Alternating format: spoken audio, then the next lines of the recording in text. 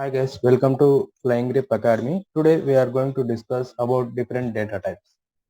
There are different data types we are having. So we are having a boolean and it is having a 1 byte of memory. And we are having another data type is character. Character is having a 2 bytes of memory. Whereas if you are going to consider a character in C or C++, it is having only 1 byte. But Java supports Unicode, which it is going to take 2 bytes. And here you are having a byte which is having 1 byte. And next we are having a short which is having 2 bytes.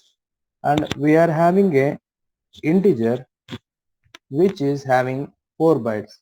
Basically integer is 2 bytes in C or C++, but in the case of Java it is 4 bytes. And if you are going to consider long, it is 8 bytes. Next, if you are going to consider float, it is 4 bytes. And if you are going to consider double, it is 8 bytes. Here, if you are going to consider boolean, which is going to be true or false.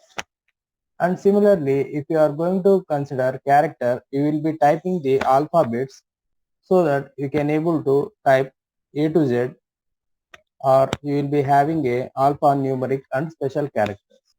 Here byte is a short data type which you are going to declare as 1 byte of memory size. You can able to declare any number 2, 3 or so on which is having a less memory 1 byte.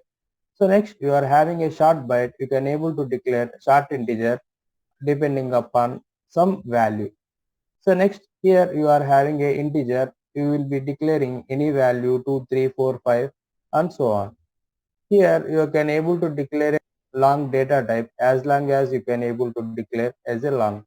And here you are having a float and double which will be having a particular digit followed by the precision. So based upon that you can able to declare a float. And next we are having a double. We are have a double also supports based upon the precision and it is going to type some value. Next, we will see with an example program. If you are going to see the example program, the syntax will be as follows. So here I will be explaining a simple example. Later on, we will go to a program. For example, you have declared a variable integer followed by a. So now here you need to scan that particular variable. So we are going to use a scanner. Scanner, you are going to create a object is input equal to new scanner, and you are going to accept some input through the keyboard system.in. So that this is the syntax which you can able to accept a data through the keyboard. So now you need to store the variable inside the a.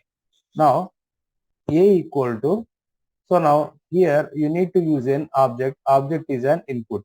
A equal to input dot next int.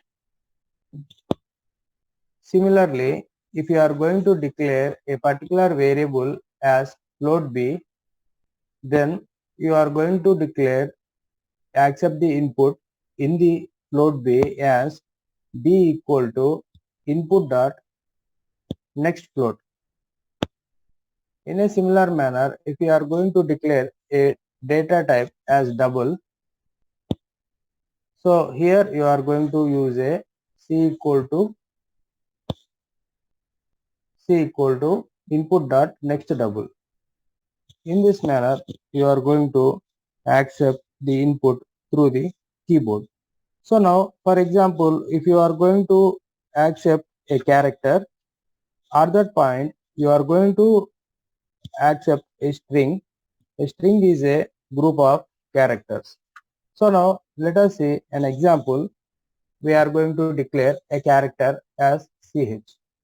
So let us declare character ch. So now we are going to read a character ch equal to system.in.read, so that it can able to read a character from the system.in.read. For example, if you are going to use a string and you are going to declare it as a system.in.readline. string s if you have declared s equal to system.in.readline so that it can able to accept the data through the keyboard. So here we are having an example. So where we are going to read the data from the keyboard. So here we have written the main function public static void main string array arguments, and the next what we are going to do is here we have declared a double first number, second number and result, and next here we are going to accept the data through the scanner. Scanner we have declared and input equal to new scanner system.in. As we have seen the syntaxes as in a similar manner, we are going to declare the scanner. So next, the user should know what is the input entered by the user.